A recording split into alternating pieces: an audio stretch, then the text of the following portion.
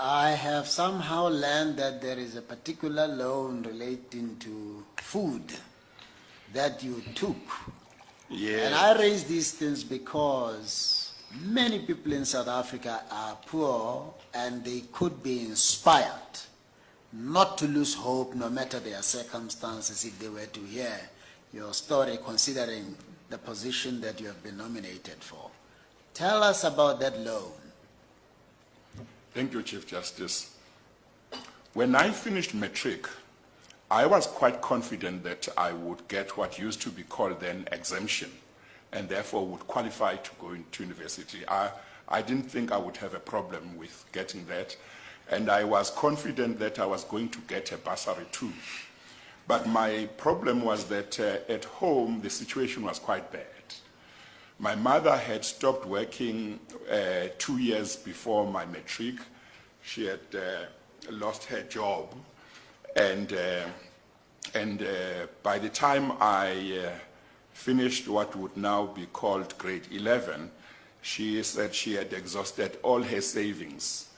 And so somehow I felt that the society, the community would be thinking that after matric I would now be able to go and work and help my mother, whom the whole community could see was struggling.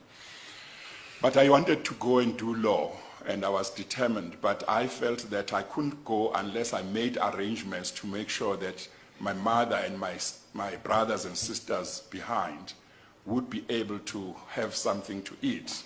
And my mother was not working. She was knitting and selling jerseys, but that wasn't going well. So I decided one Saturday to go to Ikopo, to town, and I approached a certain Indian businessman who owned a certain wholesale shop. I told him my story, said I wanted to go to university and study, but this is the problem. Is there any way he could give me a loan which I would use to support my mother and my siblings, so that after I'd finished my degree, I could then pay him back? Very interestingly, that man didn't even ask me many questions. He said, okay, I can help you, but I can't give you money. I'll give you a voucher, which you must give to your mom. Once a month, she must come to my shop, and she will be given groceries up to the value, I think it was 20 rand, if I'm not mistaken, 20 rand or 40 rand, but that was a lot of money back then. Yeah, it was quite some money then. And he said, until you finish your degree, this is what we'll do, and then you can repay it after your degree.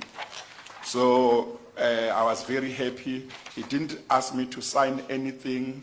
He just took my word. And my mom could not believe it when I came back from town and told her that I had been able to make arrangements so that they would be able to have groceries while I was studying. And that is what happened for 3 years. And when I'd finished my junior degree, I went back to this man. His name was Mr. Musa, and thanked him and asked him what arrangements we could make for me to pay back.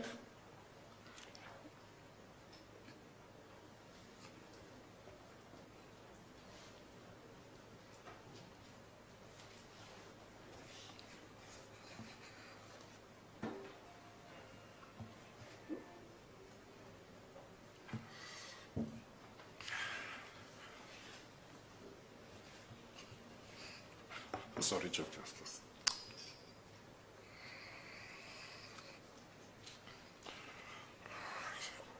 So he said, no, don't worry. Just do to others what I've done to you.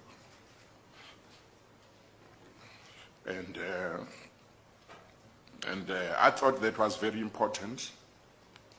And in my own small way, I tried to do that. Until now?